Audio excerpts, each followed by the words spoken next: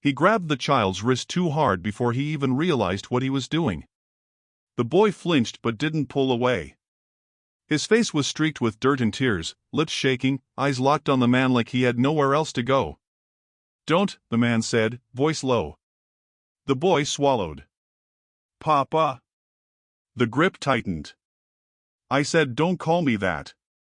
The child's breath hitched, but he didn't step back. "You came back." "I didn't come for you." The man let go suddenly, like the skin burned him. "I don't know you." The boy wiped his nose with the back of his sleeve. "You left me." Silence pressed in between them. The wind moved across the empty ranch yard, dragging dust in slow circles.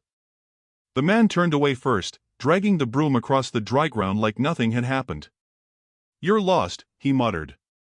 "That's all." "I waited," the boy said. The man kept sweeping. "You shouldn't be here. You said you'd come back." "I didn't say anything to you." The broom scraped harder now, rough, uneven. "You got the wrong man." The boy stepped closer. "No." The man stopped. Slowly, he looked over his shoulder. "What did you say?" "I said no." The child's voice was small but steady. It didn't match his shaking hands or the way his feet stayed rooted, like he was afraid the ground might open if he moved. "You're him," the boy said. "You just don't remember." Something flickered across the man's face. "Quick." "Gone." "You don't get to decide that," he said. "I know your voice." "You don't." "I know how you walk." The man shifted his weight without thinking, then caught himself. "You don't know anything," he snapped. The boy's eyes filled again. "You used to carry me." The man laughed, but it came out wrong. Dry. Forced. "Kid, I don't carry nobody." "You did." "No." "You did." The man stepped forward now, closing the space fast. The boy didn't move. "Listen to me," he said, voice tight. "I never had a kid." "Never."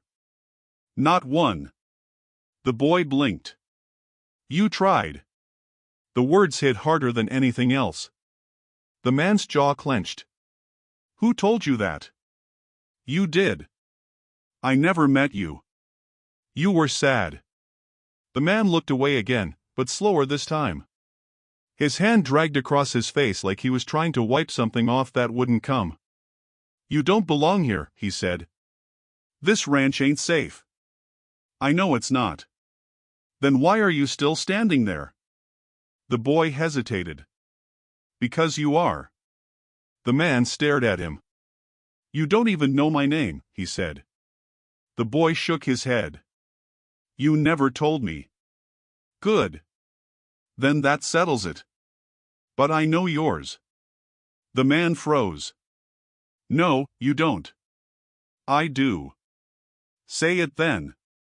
The boy opened his mouth, then stopped. His face twisted like something hurt deep inside. He lowered his head. "I can't," he whispered.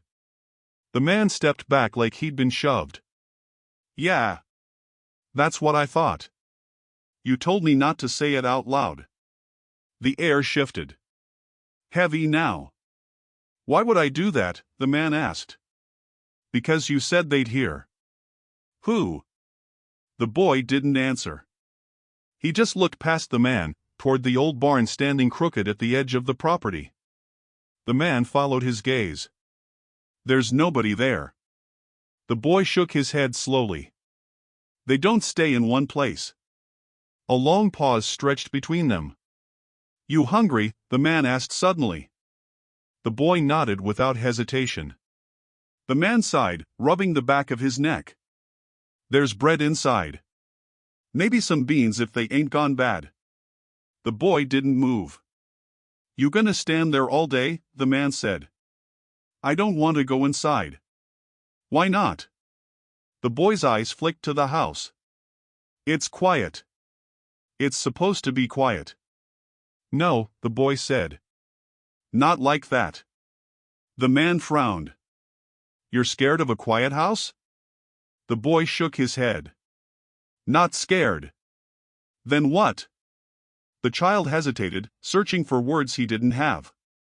It listens. The man let out a breath, almost a laugh. Houses don't listen. This one does. Kid. It remembers things. The man's face hardened. You don't talk like a normal kid. I'm not lying. I didn't say you were. He paused. I said you're wrong. The boy stepped back now, just a little. You feel it too. The man didn't answer. You just don't say it, the boy added. The broom dropped from the man's hand. For a moment, neither of them moved. Then the boy said it again, softer this time, like it might break if he said it too loud. Papa. The man closed his eyes. When he opened them, something inside had shifted. Not gone. Not fixed. Just cracked. Stop calling me that, he said, but there was no force left in it. The boy took one step closer. Then tell me what to call you. The man looked at him. Really looked this time. Dirt, tears, fear, and something else underneath. Something familiar. Something he didn't want to recognize. You don't call me anything, he said quietly. The boy's lip trembled. I can't do that.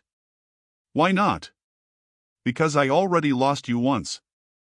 The man's breath caught. I'm not losing you again. The man didn't answer right away. He stood there, staring at the boy like the words were still hanging in the air, heavy and wrong. The child's last sentence pressed into him, slow and deep, like something trying to surface. I'm right here, the man said finally, voice rough. You didn't lose anything. The boy shook his head. You don't understand. No, I don't, the man snapped.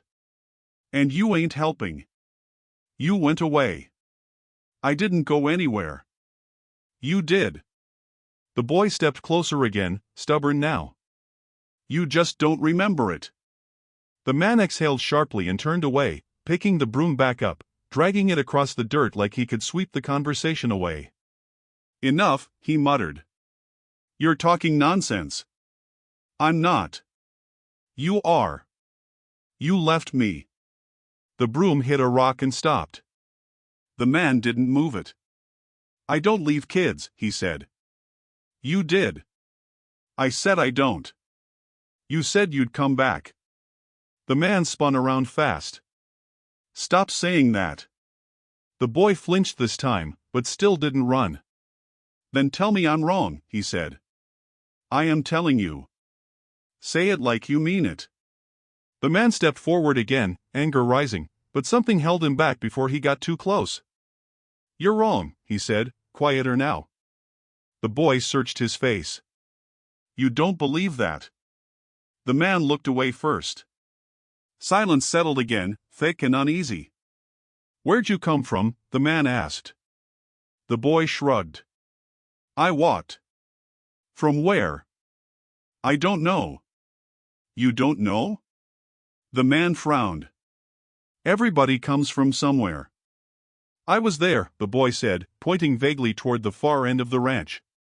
Then I wasn't. That don't make sense. It does to me. The man rubbed his forehead. You got family? The boy hesitated. I had. What does that mean? They're gone. How? The boy didn't answer right away. His eyes dropped to the ground. I don't remember all of it, he said slowly. Just pieces. Like what? Like fire. The word hung there. The man's grip on the broom tightened again. What kind of fire? He asked, too quickly. The boy looked up. Big. That's not an answer. It was loud. The man swallowed. Fires are always loud. This one screamed. The man froze. What do you mean it screamed? He asked. The boy's voice dropped. Like someone inside it. A long pause followed. The man forced a laugh, but it didn't land right. You got a wild imagination. I don't make things up. Kids do all the time. I don't. The man shook his head and stepped back, pacing now. All right. Fine. Let's say I believe you for a second. You saw a fire. You got lost. You wandered here. That's it. Simple. It's not simple. It is. You were there. The man stopped pacing. No, he said. You were. No. You were standing outside. The man's chest rose slowly. You didn't come in. Stop, he said. You just stood there. I said stop. You heard her. The broom slipped from his hand again. The boy's voice was quiet now, but steady. She was calling for help. The man stepped back like he'd been struck. That's enough. You didn't go in. I don't know what you think you remember, but it ain't real. You looked at me. I never saw you before today. You did, the boy insisted. You looked right at me. The man turned away, both hands on his head now. This is crazy, he muttered. This is just crazy. You were scared, the boy said. The man's shoulders stiffened. You froze, the child added. Everybody freezes sometimes, the man said, barely audible. But you didn't move after. Silence again. The boy took another step forward. You just watched. The man spun back around, eyes sharp now. I didn't watch anything. You did. I didn't. You did. Kid. The word came out louder than he meant. I don't know who put this in your head, but you need to stop. No one told me, the boy said. I remember. You remember wrong. The boy shook his head slowly. You're the one who forgot. The man stared at him, breathing hard. For a moment, neither spoke. Then the boy said, softer this time, why won't you tell me your name? The question caught the man off guard. What? You won't say it, the boy continued. Why? The man hesitated. Because it don't matter. It matters to me. It shouldn't. It does. The man looked down at the ground, jaw tight. Names make things real, the boy said. They don't change anything. They do. The boy stepped closer again. If I say it, you can't pretend anymore. The man's head snapped up. Pretend what? That you don't know me. A beat passed. You don't know my name, the man said again, slower this time. The boy opened his mouth, then stopped. His face twisted like before, like something inside him wouldn't let the word out. He winced. I can't say it. Yeah, the man said quietly. That's because you don't know it. The boy shook his head, frustrated now. You told me not to. I never told you anything. You said if I said it, they'd come back. The man's eyes narrowed. Who? The boy didn't answer right away. He looked past the man again, toward the barn, then toward the house, then toward the empty stretch of land beyond. Everyone who heard her, he said finally. The man felt something cold crawl up his spine. There wasn't anyone else, he said. The boy looked at him, and for the first time, there was something close to pity in his eyes. Yes, he said. There was. The man didn't respond. The wind picked up again, carrying dust across the yard. The ranch felt different now. Smaller. Tighter. Come inside, the man said after a long moment. The boy hesitated. It's getting dark, the man added. It was already dark, the boy said quietly. The man frowned. What? When it happened, the child said. It was already dark. The man looked toward the house, then back at the boy. For the first time, he wasn't sure who was more lost. You're lying, he said, but there was no strength left in it. The boy shook his head. You're just scared, the man added. So are you. The words landed clean. The man didn't argue this time. He just stood there, staring at the child who claimed to know him, feeling something old and buried start to shift under his skin. You're lying, he repeated, softer now. But even he didn't believe it anymore. The man moved slowly along the edge of the ranch, the boy trailing behind like a shadow that didn't belong. Every step stirred dust and memory. The wind whispered through the broken fence posts, carrying a faint metallic tang that reminded the man of something he'd tried to forget. He kept his eyes on the ground, but the boy's small voice pulled him forward. Why are you looking down? The boy asked. I'm not, the man said, dragging his hand across a splintered post. I'm just checking the fence. You're lying, the boy said. You always look down when you're thinking. I'm not thinking anything, the man muttered. You are. He stopped and turned, and for a moment, the boy didn't flinch. What's out there? The boy asked, pointing toward the hills beyond the ranch. Nothing you'd care about. The boy tilted his head. I care. The man took a deep breath and wiped sweat from his forehead. You don't know what's out there.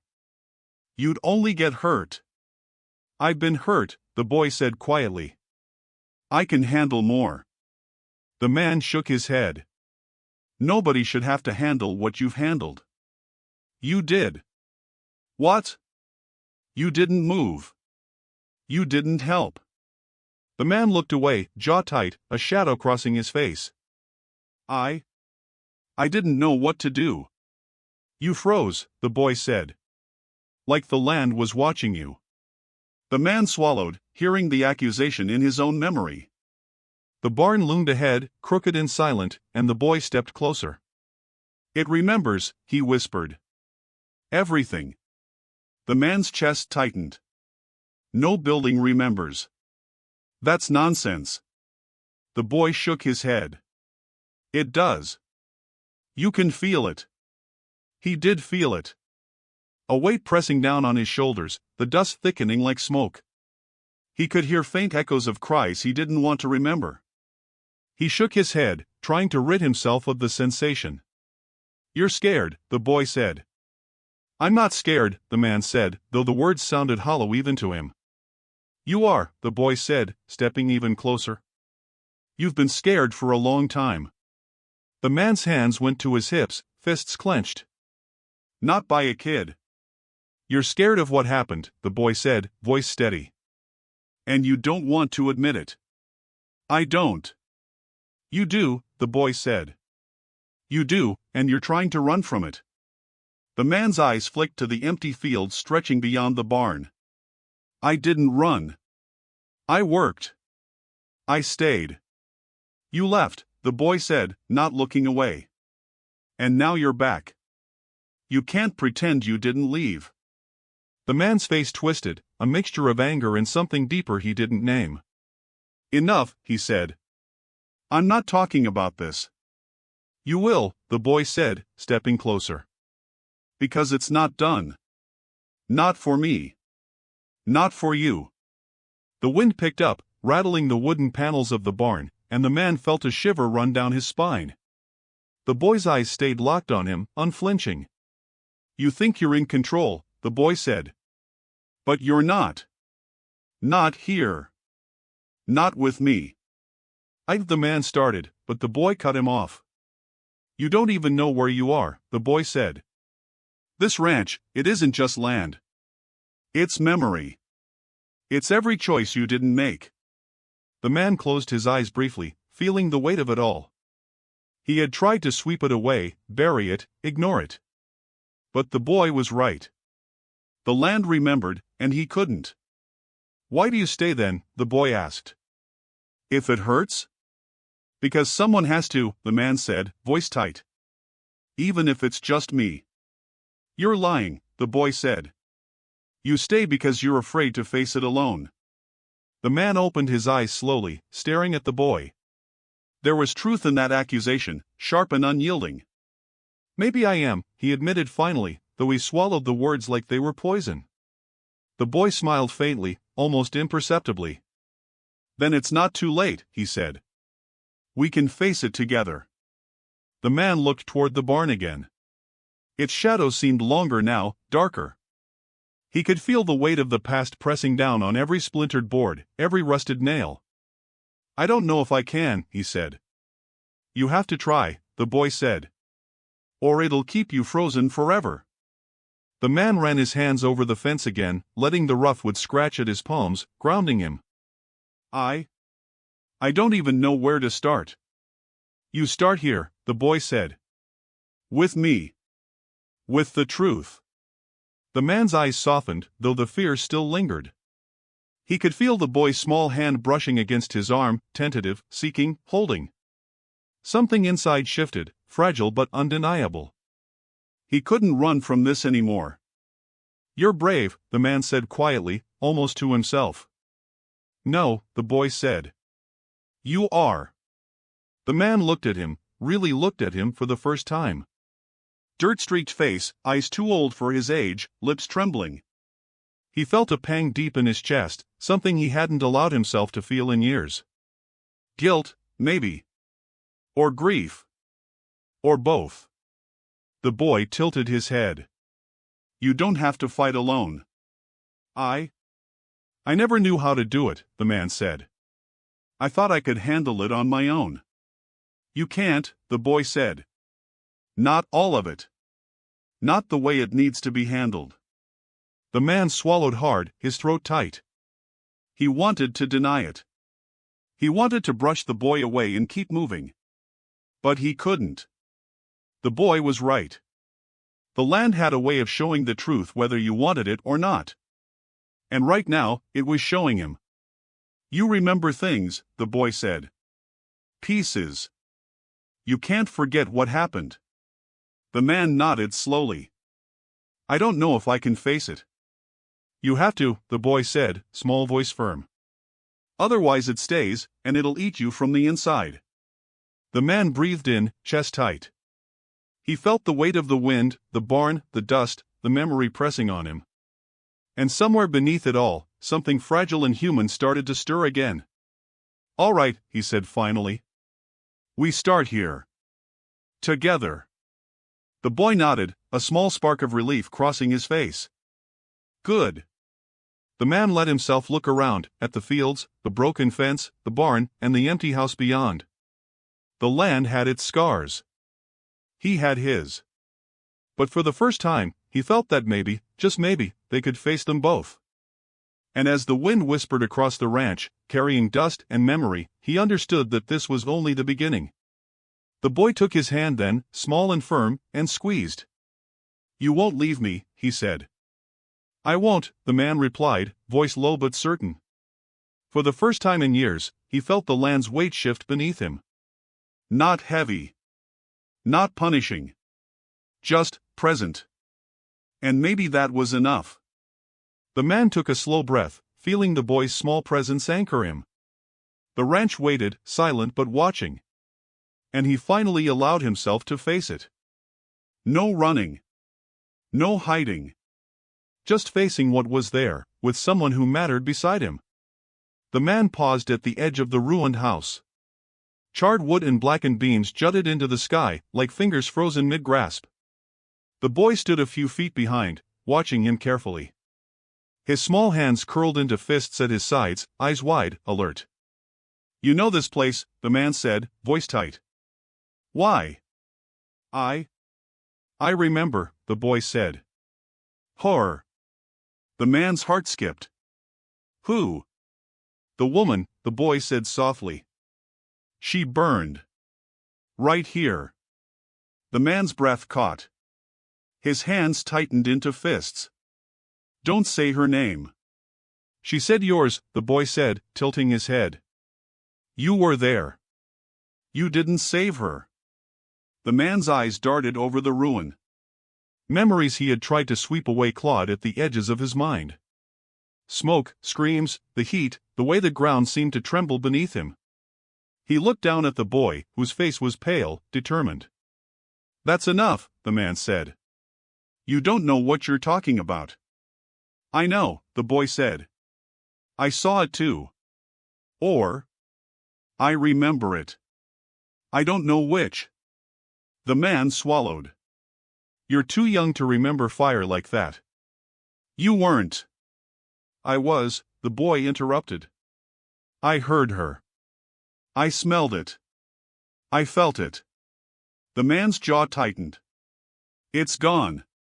She's gone. You don't need to drag it up. She's not gone, the boy said.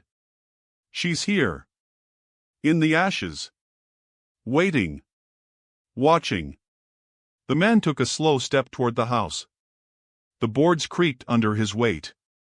He could feel the heat of old flames lingering in the air, smell the smoke still woven into the ground.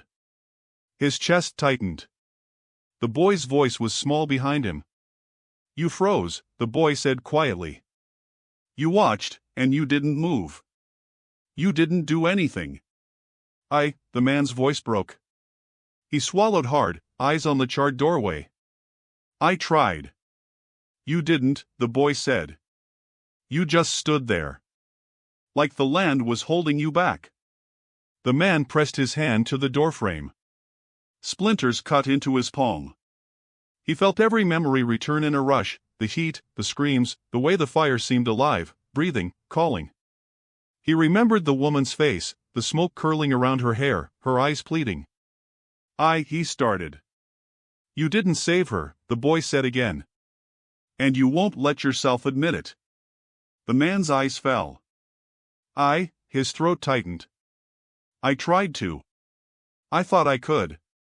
You froze, the boy said softly, almost a whisper. And now you remember. The man closed his eyes. His chest heaved. He had tried to sweep these memories away, to erase them, to bury them in the dirt of this land. But the boy's words were sharp, cutting, impossible to ignore. I can't fix it, the man said finally. It's too late.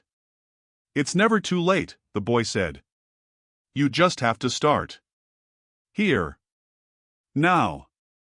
The man opened his eyes. The ruin stretched before him, twisted and blackened. He could see the shape of her, the shadow of her in the smoke still clinging to the beams. He felt the weight of the past pressing into him, relentless. I don't know if I can, he admitted. You can, the boy said. You have to. The man's hands trembled slightly as he ran them along the charred wood. The splinters bit into his skin, grounding him. It was my fault, he said, voice low, almost a whisper. I should have done more. I should have. You should have, the boy said quietly. But you didn't. And now you're here. You're still here. The man closed his eyes again, feeling the weight of guilt and memory pressing into him. He had tried to forget, to sweep away the ashes of that day, to ignore the land and the voices that lingered.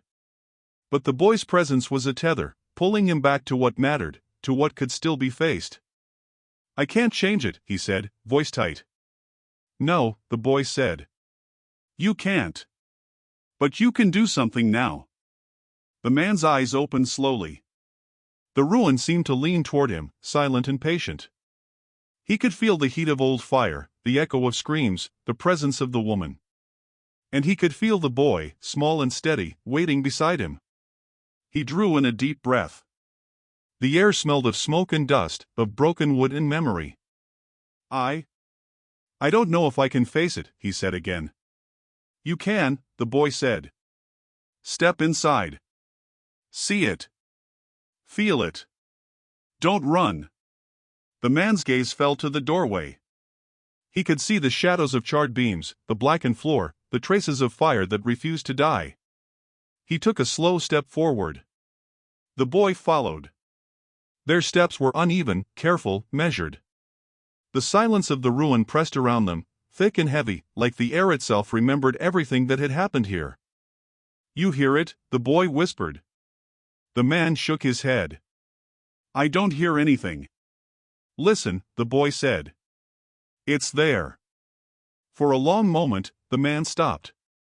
He closed his eyes, letting the air settle on his skin, letting the weight of the past press against him. He could feel the heat, the echo of cries, the memory of what had been lost. I hear it, he said finally, voice low. I hear it. The boy's small hand brushed against his arm. It's okay, he said. You're here. You're not alone. The man swallowed hard, feeling the guilt, the grief, the anger, and the shame all mixed together. He wanted to turn away, to leave the ruin and never come back.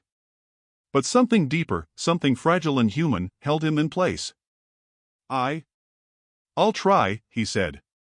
You have to, the boy said. For her. For me.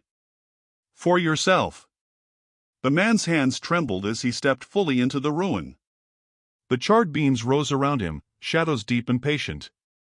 The boy stayed close, small and steady.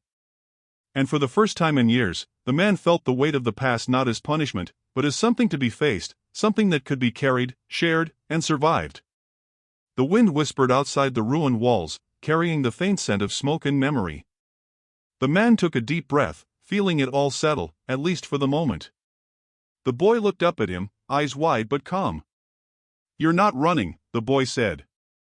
No, the man replied, voice low but certain. And in that silence, surrounded by ash and shadow, they both understood that nothing would ever be the same.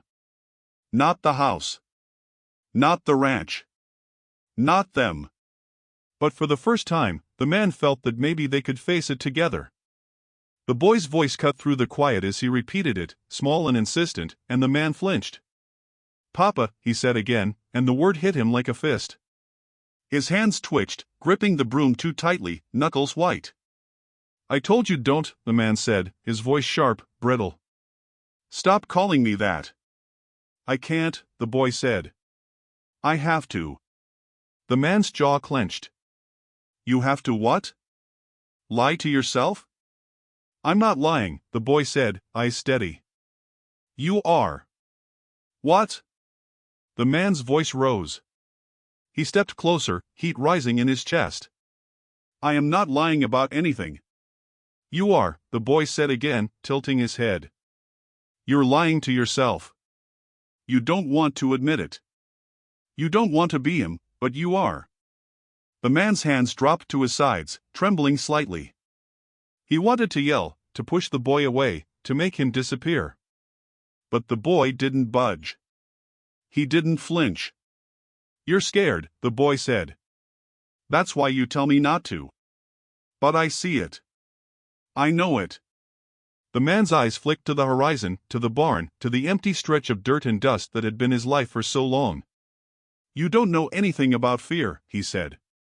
You don't know what it is to lose everything you care about. I do, the boy said softly. I lost her. The man froze. Who? The woman, the boy said. She called for help, and you didn't move. The man's chest tightened. He wanted to deny it. He wanted to erase the memory, sweep it away with his broom, pretend the boy hadn't said anything. But the word stuck, heavy and accusing. I didn't know, he said finally, voice breaking. I didn't know what to do. I froze. I thought someone else would. No, the boy said firmly. You didn't move. You watched. You could have saved her. You didn't. And now you can't hide from it. The man turned away, dragging the broom across the dirt again, faster, harder, like he could sweep away the guilt. It's over, he said. It's gone. You don't need to talk about it. I do, the boy said. I have to. You have to hear it. You have to feel it. The man's head dropped. I can't, he whispered. I can't. You can, the boy said. You have to.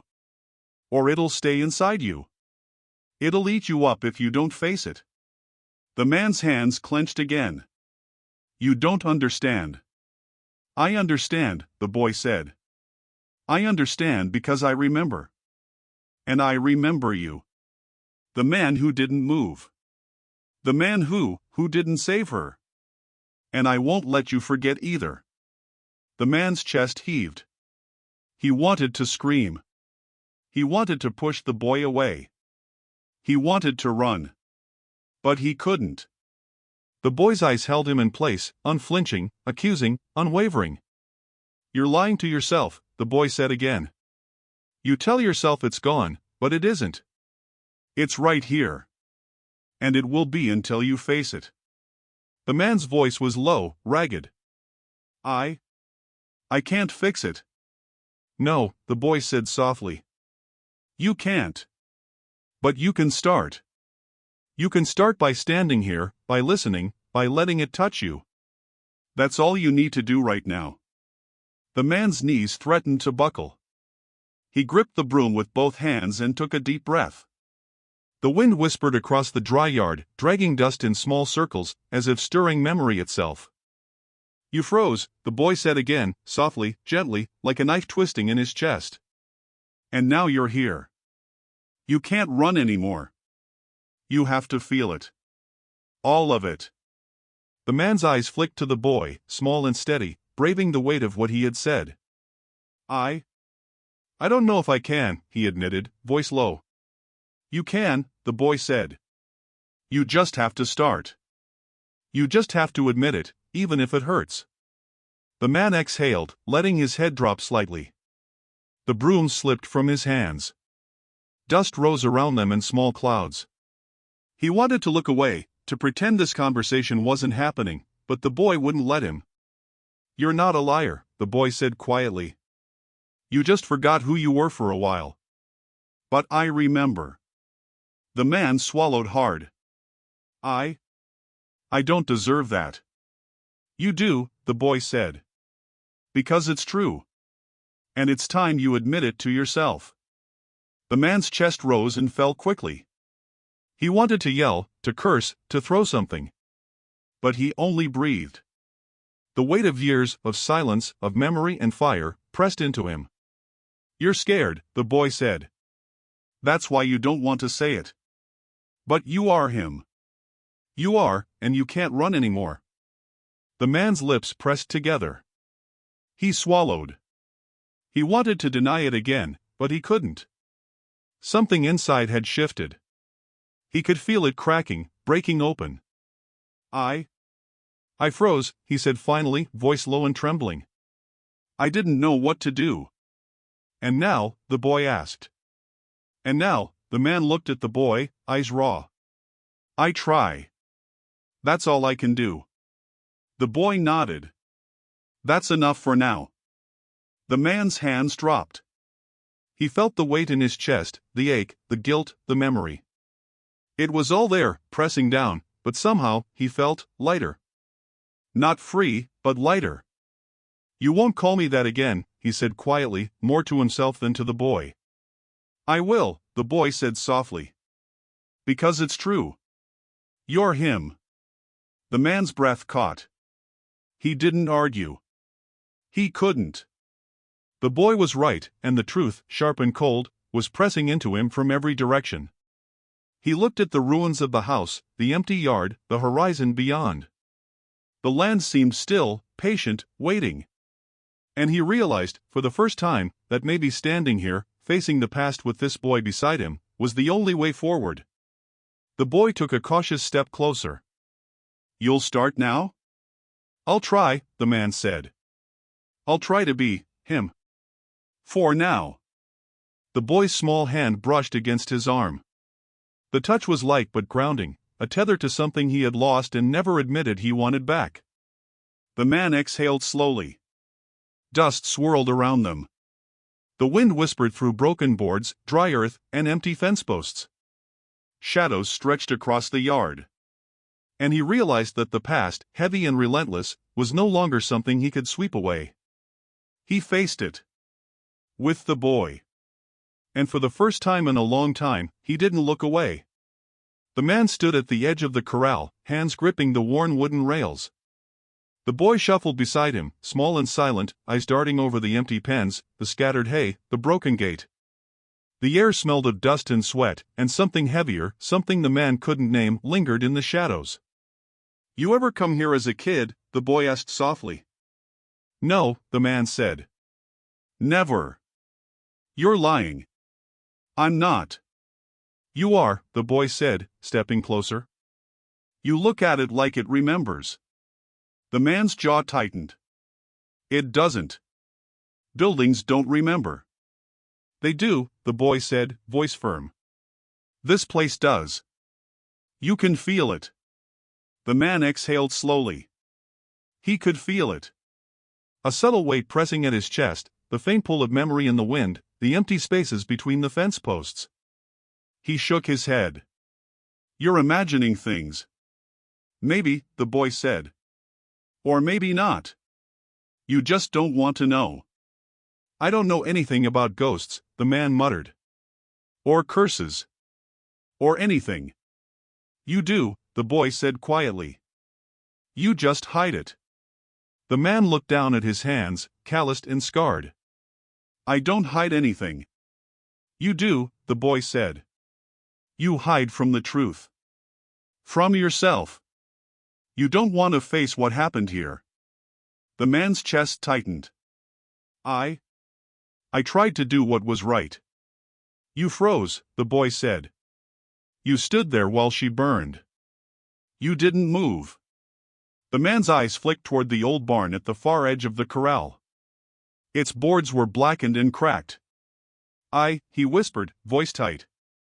I didn't know what to do. You did, the boy said. You just didn't. And now it's still here. Waiting. The man swallowed hard, feeling the weight of guilt press deeper into his chest.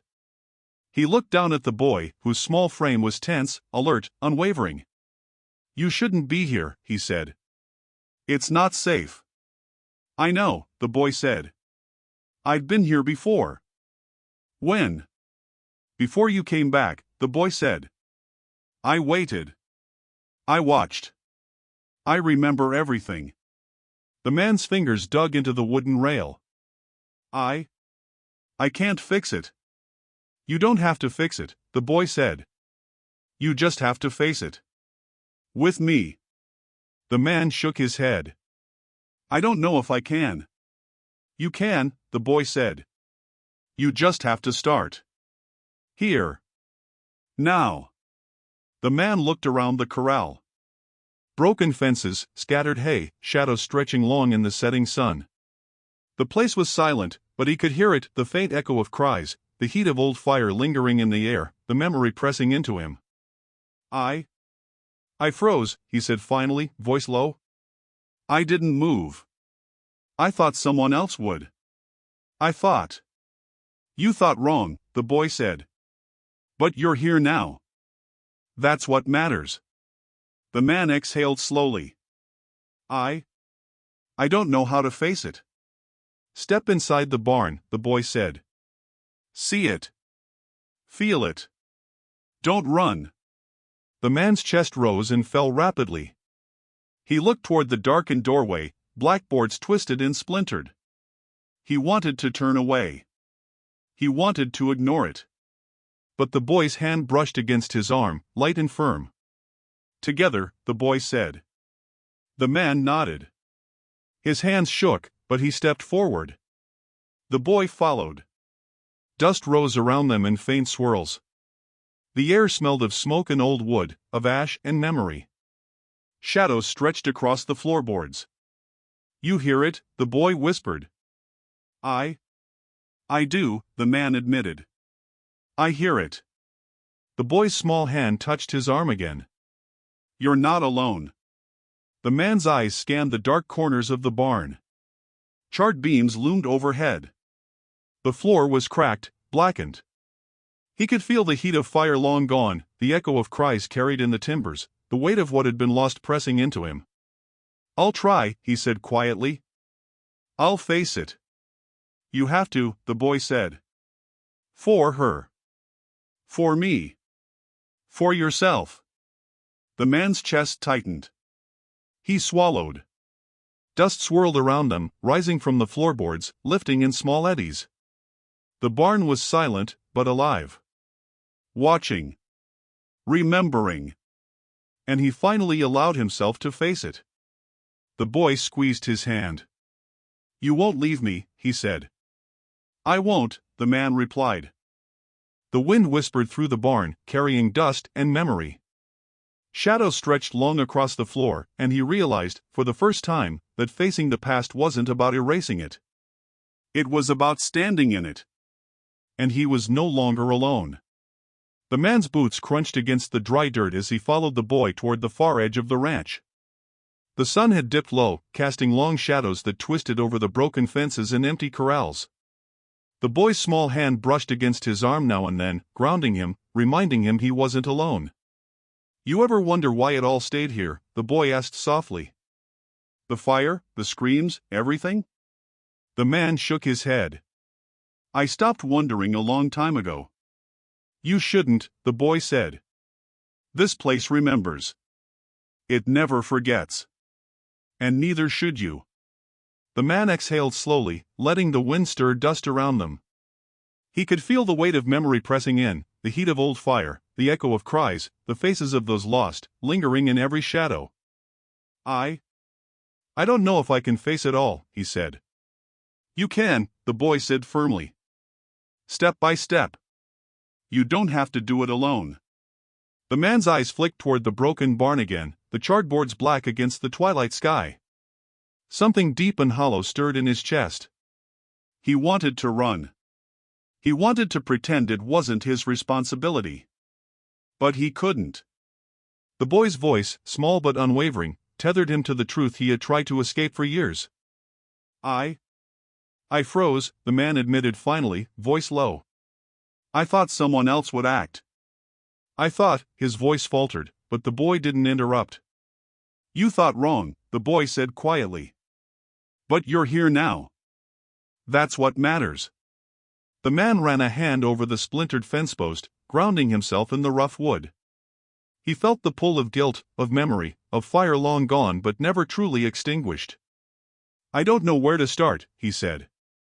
"You start here," the boy said, pointing toward the barn. "With the truth. With what's real. With us." The man swallowed hard, feeling the weight pressing into him.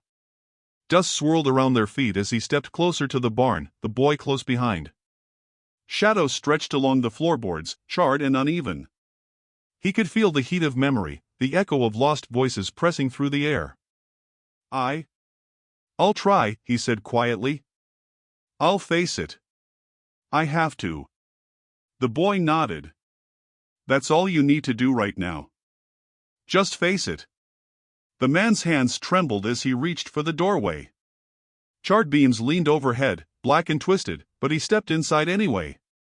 The boy followed, small and steady. The silence pressed around them, thick and heavy, carrying the scent of smoke and ash and the weight of all that had been lost. "You hear it?" the boy whispered. I do," the man admitted. His chest tightened. "I hear it. I feel it." The boy's hand brushed his arm again. "You're not alone. You don't have to face this by yourself." The man's eyes scanned the dark corners of the barn. Every shadow held a memory. Every crack in the floor whispered what had happened here. He felt guilt, grief, fear, and something fragile he hadn't named. "I'll try," he said again, voice low. "I'll face it. I'll stay." "You have to," the boy said softly. "For her. For me. For yourself." The man's chest rose and fell rapidly. Dust rose from the floor in faint spirals. The barn seemed to breathe around them, patient, watching. And he understood, finally, that facing the past wasn't about erasing it, it was about standing in it. The boy's small hand squeezed his. "You won't leave me," he said. "I won't," the man replied. For the first time in years, the man let himself feel the weight of what had happened. Not as a punishment, not as a secret, not as something to sweep away, but as a truth he could finally confront. The ranch waited around them, silent but alive, and he felt the past settle into place, no longer crushing him, only present. He exhaled slowly. The boy's presence was steady, grounding. The land's shadows stretched long across the floor, but for the first time, he didn't look away. He stood in the barn, in the ashes, in the memory, and he was no longer alone. The wind tore across the ranch as the man stepped into the hollowed-out barn, the boy close behind. Shadows clung to the corners like cobwebs, blackened and twisted. The man's chest tightened, each breath dragging the weight of memory back into his lungs. "Do you hear that?" the boy whispered. "I do," the man said, voice low. "But it's not real. It's memory." "Maybe it is," the boy said. "Or maybe it's waiting. For you." The man's hands flexed against the wood, knuckles white. "Waiting for me to admit what?" "What you've hidden," the boy said. "All these years. The truth. The fear. The fire." The man shook his head. "I've faced it." "No," the boy said firmly. "Not yet. Not really. Not where it counts." The man's eyes fell to the floorboards, blackened and scarred. He could feel the heat of the old fire, the echo of screams, the presence of the woman, still alive in the dust and shadows. "I froze," he admitted, voice breaking. "I didn't move. I thought someone else would. I thought." "You thought wrong," the boy said. "And now it's here. You can't run anymore." The man pressed his hand to the charred wall, feeling the roughness under his fingers, letting it anchor him. "I don't know if I can face it." "You can," the boy said. "Step inside the memory. Face it. Feel it. Don't flinch." The man's breath hitched. He felt the weight pressing into him, the ghosts of what had been lost, the fire, the cries, the emptiness. The boy's eyes held him, unwavering, small but commanding. "I'll try," the man whispered. "Good," the boy said. "Because it's not just you. It's me too. We face it together." The man's hands trembled as he stepped further into the barn, dust rising around him. Shadows stretched across the floorboards. Every corner held the echo of something he had tried to forget. He could feel the heat of the past pressing close, suffocating. "You're not alone," the boy said, brushing his hand against the man's arm. "We'll see it through." The man nodded, swallowing hard. I won't run." The boy's small hand gripped his. "Good. Because it's time." A sudden shift in the air made the man's chest tighten. The shadows seemed to pulse, leaning in, waiting. The echo of screams grew louder in his memory, pressing against him like wind against a door. "I see her," the boy whispered. "She's here." The man froze, heart hammering.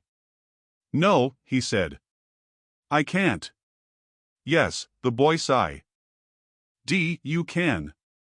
You have to." The man closed his eyes. Heat, smoke, voices. The fire that had consumed everything. The woman's eyes, pleading, desperate. His own hands, frozen. He felt the guilt like fire running through his veins. I didn't know what to do," he whispered. "I froze." "You did," the boy said softly. "And now you're here. That counts." The man's knees threatened to buckle, but he held on to the boy's hand. I'll try," he said. "I'll face it. I have to." "Good," the boy said. "Because this isn't over until you do." The barn seemed to breathe with them, shadows shifting. Dust spiraled through the air. The man's chest rose and fell rapidly.